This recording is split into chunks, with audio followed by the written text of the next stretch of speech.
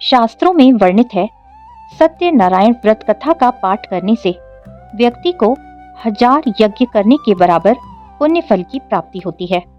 आप सत्यनारायण व्रत कथा का श्रवण प्रत्येक बृहस्पतिवार, प्रत्येक पूर्णिमा या फिर किसी विशेष आयोजन पर कर सकते हैं। सत्यनारायण व्रत कथा में भगवान विष्णु के सत्य स्वरूप के बारे में बताया गया है। इस व्रत का पाठ करने से घर में सुख समृद्धि का वास होता है और भगवान विष्णु की मंगल कृपा प्राप्त होती है। भगवान विष्णु का ध्यान करते हुए प्रेम से, भाव से और मन से सत्यनारायण व्रत कथा का श्रवण करें। प्रथम अध्याय।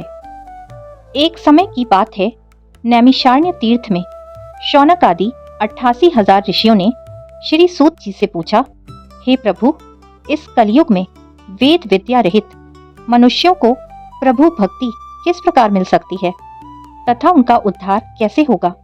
हे मुनि श्रेष्ठ, कोई ऐसा तप बताइए जिससे थोड़े समय में ही पुण्य मिले और मन वांछित फल भी मिल जाए। इस प्रकार की कथा सुनने की हम इच्छा रखते हैं। सर्व शास्त्रों के ज्ञाता श्री सूत जी बोले, हे वैष्णवों में पूज्य, आप सभी ने प्राणियों के हित की बात पूछी है, इसलिए मैं एक ऐसे श्रेष्ठ व्रत को आप लोगों को बताऊंगा जिसे नारद जी ने लक्ष्मी नारायण भगवान से पूछा था और लक्ष्मीपति ने मुनि श्रेष्ठ नारद जी से कहा था। अब इसे ध्यान पूर्वक सुनिए। एक समय की बात है, योगी राज नारद जी ने दूसरों के हित की इच्छा के लिए अनेक लोकों में घूमते हुए जब मृत्यु लोक में पहुंचे, यहाँ उन्होंने अनेक योनियों में जन्मे प्रायः सभी मनुष्यों को अपने कर्मों द्वारा अनेक दुखों से पीड़ित देखा। उनका दुख देख नारद जी सोचने लगे कि कैसा यत्न किया जाए जिसके करने से निश्चित रूप से मानव के दुखों का अंत हो जाए। इसी विचार पर मनन करते हुए वह विष्णु लोक में गए। वहां वो देवों के ईश नारायण की स्तुति करने लगे, जिनके हाथों में शंख, चक्र, गदा और पद्म थे। गले में वरमाला पहने हुए थे। स्तुति करते हुए नारद जी बोले, हे भगवान, आप अत्यंत शक्ति से संपन्न हैं। मन तथा वाणी भी आपको नहीं पा सकती। आपका आदि, मध्य तथा अंत नहीं है। निर्गुण स्वरूप सृष्टि के कारण भक्तों के दुख को दूर करने वाले हैं। आपको मेरा नमस्कार है। नारद जी की स्तुति सुन विष्णु भगवान बोले, हे मुनि श्रेष्ठ, आपके मन में क्या बात है? आप किस काम के लिए यहाँ पधारे हैं? उसे निसंकोच पूछें। इस पर नारद मुनि बोले कि मृत्यु लोक में अनेक योनियों में जन्मे मनुष्य अपने कर्मों के द्वारा अनेकों दुख से दुखी हो रहे हैं। हे नाथ, आप मुझ पर दया रखते हैं तो बताइए कि वो मनुष्य थोड़े प्रयास से ही अपने दुखों से कैसे छुटकारा पा सकते हैं।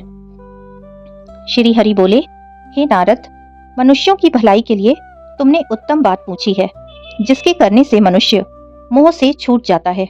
वह बात मैं तुमसे कहता हूँ, उसे सुनो। स्वर्गलोक व मृत्युलोक दोनों में एक दुर्लभ उत्तम व्रत है जो पुण्य देने वाला है। आज प्रेम वश होकर मैं उसे तुमसे कहता हूँ। श्री सत्यनारायण भगवान का यह व्रत अच्छी तरह विधान पूर्वक करके मनुष्य तुरंत ही यहाँ सुख भोग कर मरणोपरांत मोक्ष पाता है। श्री हरि के वचन सुन नारद जी बोले कि उस व्रत का फल क्या है और उसका क्या विधान है? यह व्रत किसने किया था? इस व्रत को किस दिन करना चाहिए? सभी कुछ विस्तार पूर्वक बताएं। नारद की बात सुनकर श्री हरि बोले, दुख व शोक को दूर करने वाला यह सभी स्थानों पर विजय दिलाने वाला है। मानव को भक्ति व श्रद्धा के साथ शाम को श्री सत्यनारायण की पूजा धर्मपरायण होकर ब्राह्मणों व बंधु बांधवों के साथ करनी चाहिए। भक्ति भाव से ही नैवेद्य, केले का फल, घी, दूध और गेहूं का आटा सवाया लें। गेहूं के स्थान पर साठी का आटा, शक्कर तथा गुड़ लेकर वह सभी भक्षण योग्य पदार्थों को मिलाकर भगवान का भोग लगाएं। ब्राह्मण सहित बंधु बांधवों को भी भोजन कराएं। उसके बाद स्वयं भोजन करें। भजन कीर्तन के साथ भगवान की भक्ति में लीन हो जाएं। इस तरह से सत्यनारायण भगवान का यह व्रत करने पर मनुष्य की सारी इच्छाएं निश्चित रूप से पूर्ण होती हैं। इस कलिकाल अर्थात कलयुग में मृत्यु लोक में मोक्ष का यही एक सरल उपाय बताया गया है। श्री सत्यनारायण व्रत कथा का पहला अध्याय संपूर्ण। दूसरा अध्याय। सूत जी बोले, हे ऋषियों, जिसने पहले समय में इस व्रत को किया था उसका इतिहास कहता हूँ, ध्यान से सुनो। सुंदर काशीपुरी नगरी में एक अत्यंत निर्धन ब्राह्मण रहता था। भूख प्यास से परेशान वो धरती पर घूमता रहता था। ब्राह्मणों से प्रेम करने वाले भगवान ने एक दिन ब्राह्मण का वेश धारण कर उसके पास जाकर पूछा, हे विप्र, नित्य दुखी होकर तुम पृथ्वी पर क्यों घूमते हो? दीन ब्राह्मण बोला, मैं निर्धन ब्राह्मण हूँ, भिक्षा के लिए धरती पर घूमता हूँ। हे भगवान, यदि आप इसका कोई उपाय जानते हो तो कृपा कर बताएं। वृद्ध ब्राह्मण कहता है कि सत्यनारायण भगवान मनोवांछित फल देने वाले हैं, इसलिए तुम उनका पूजन करो। इसे करने से मनुष्य सभी दुखों से मुक्त हो जाता है। वृद्ध ब्राह्मण बनकर आए सत्यनारायण भगवान उस निर्धन ब्राह्मण को व्रत का सारा विधान बतलाकर अंतर्धान हो गए। ब्राह्मण मन ही मन सोचने लगा कि जिस व्रत को वृद्ध ब्राह्मण करने को कह गया है मैं उसे जरूर करूंगा। यह निश्चय करने के बाद उसे रात में नींद नहीं आई। वो सवेरे उठकर सत्यनारायण भगवान के व्रत का निश्चय कर भिक्षा मांगने के लिए चला गया। उस दिन निर्धन ब्राह्मण को भिक्षा में बहुत सारा धन मिला, जिससे उसने बंधु बांधवों के साथ मिलकर श्री सत्यनारायण भगवान का व्रत संपन्न किया। भगवान सत्यनारायण का व्रत संपन्न करने के बाद वो निर्धन ब्राह्मण सभी दुखों से छूट गया और अनेक प्रकार की संपत्तियों से युक्त हो गया। उसी समय से यह ब्राह्मण हर माह इस व्रत को करने लगा। इस तरह से सत्यनारायण भगवान के व्रत को जो मनुष्य करेगा वो सभी प्रकार के पापों से छूटकर मोक्ष को प्राप्त होगा। जो मनुष्य इस व्रत को करेगा वो सभी दुखों से मुक्त हो जाएगा। सूत जी बोले कि इस तरह से नारद जी से नारायण जी का कहा हुआ श्री सत्यनारायण व्रत को मैंने तुमसे कहा। हे विप्रो, मैं अब और क्या कहूँ? ऋषि बोले, हे मुनिवर, संसार में उस विप्र से सुनकर और किस किसने इस व्रत को किया, हम सब इस बात को सुनना चाहते हैं। इसके लिए हमारे मन में श्रद्धा का भाव है। सूत जी बोले, हे मुनियों, जिसने इस व्रत को किया है वे सब सुनो। एक समय वही विप्र धन व ऐश्वर्य के अनुसार अपने बंधु बांधवों के साथ इस व्रत को करने को तैयार हुआ।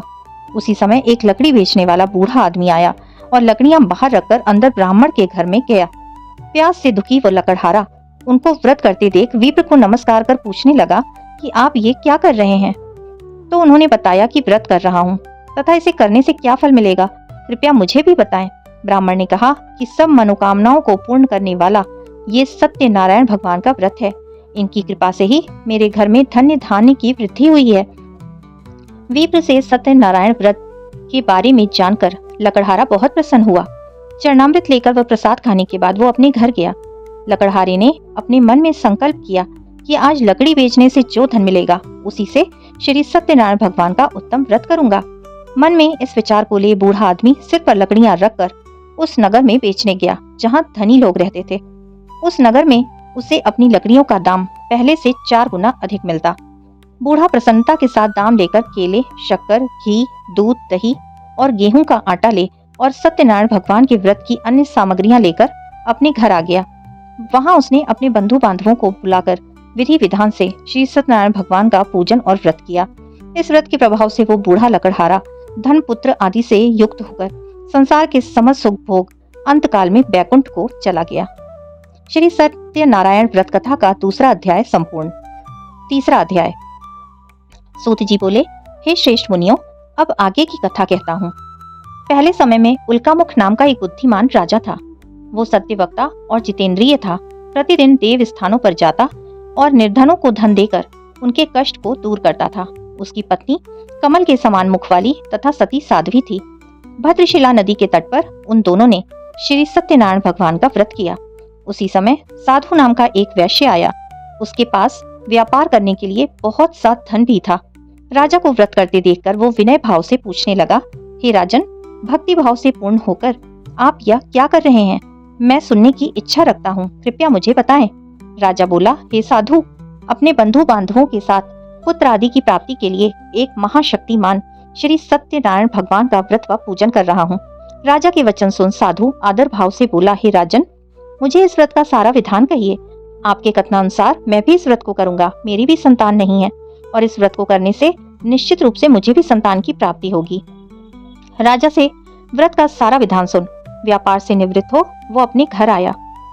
साधु वैश्य ने अपनी पत्नी को संतान देने वाले इस व्रत का वर्णन कह सुनाया और कहा कि जब मेरी संतान होगी तब मैं भी इस व्रत को करूंगा। साधु ने इस तरह के वचन अपनी पत्नी लीलावती से कहे। एक दिन लीलावती पति के साथ आनंदित हो सांसारिक धर्म में प्रवृत्त होकर सत्यनारायण भगवान की कृपा से गर्भवती हो गई। 10वें महीने में उसके गर्भ से एक सुंदर कन्या ने जन्म लिया। दिनों दिन वो ऐसे बढ़ने लगी जैसे कि शुक्ल पक्ष का चंद्रमा बढ़ता हो। माता पिता ने अपनी कन्या का नाम कलावती रखा। एक दिन लीलावती ने मीठे शब्दों में अपने पति को याद दिलाया कि आपने सत्यनारायण भगवान के जिस व्रत को करने का संकल्प किया था उसे करने का समय आ गया है स्वामी, आप इस व्रत को करिए। साधु बोला, हे प्रिय, इस व्रत को मैं उसके विवाह पर करूंगा। इस प्रकार अपनी पत्नी को आश्वासन देकर वो नगर को चला गया। कलावती पिता के घर में रह वृद्धि को प्राप्त हो गई। साधु ने एक बार नगर में अपनी कन्या को सखियों के साथ देखा तो तुरंत ही दूत को बुलाया और कहा कि मेरी कन्या के योग्य वर देखकर आओ। साधु की बात सुनकर दूत कंचन नगर में पहुंचा और वहां देखभाल कर लड़की के सुयोग्य वाणिक पुत्र को ले आया। सुयोग्य लड़के को देख साधु ने बंधु बांधवों को बुलाकर अपनी पुत्री का विवाह कर दिया। लेकिन दुर्भाग्य की बात यह है कि साधु ने अभी भी श्री सत्यनारायण भगवान का व्रत नहीं किया। इस पर श्री भगवान क्रोधित हो गए और श्राप दिया कि साधु को अत्यंत दुख मिलेगा।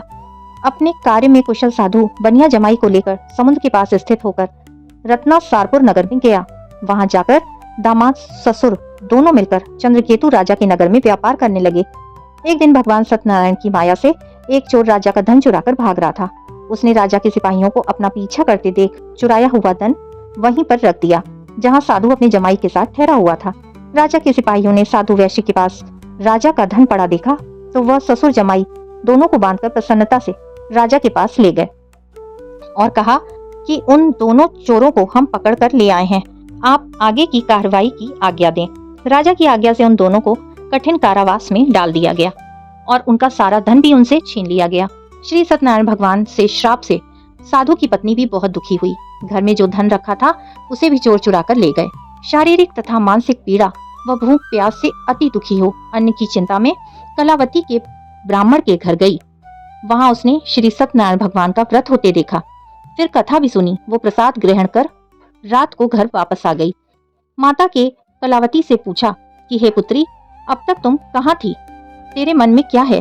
कलावती ने अपनी माता से कहा, हे माता, मैंने एक ब्राह्मण के घर में श्री सत्यनारायण भगवान का व्रत होते देखा।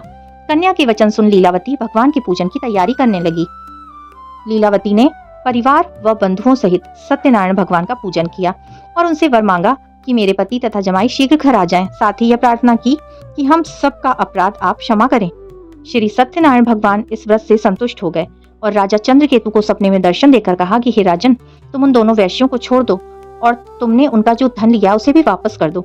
अगर ऐसा नहीं किया तो मैं तुम्हारा सारा धन, राज्य, संतान सब नष्ट कर दूंगा। राजा को यह सब कहकर वो अंतर्धान हो गए। प्रातःकाल सभा में राजा ने अपना सपना सुनाया। फिर बोले कि बड़े पुत्रों को कैद से मुक्त कर सभा में ले आओ। दोनों ने आते ही राजा को प्रणाम किया। राजा मीठी वाणी में बोला, हे महानुभावों, भाग्यवश ऐसा कठिन दुख तुम्हें प्राप्त हुआ, लेकिन अब तुम्हें कोई भय नहीं है।